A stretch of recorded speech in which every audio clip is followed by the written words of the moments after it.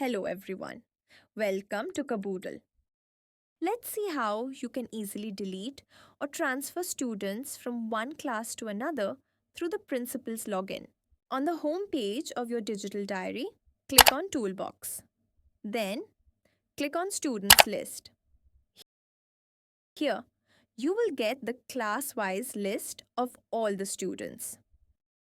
Now, to transfer a student to another class, click on this arrow. Select the new class and section and click on Transfer. You have successfully moved the student to another class. To delete a student, click on this button and click on Delete. Wasn't that easy? Thanks for watching.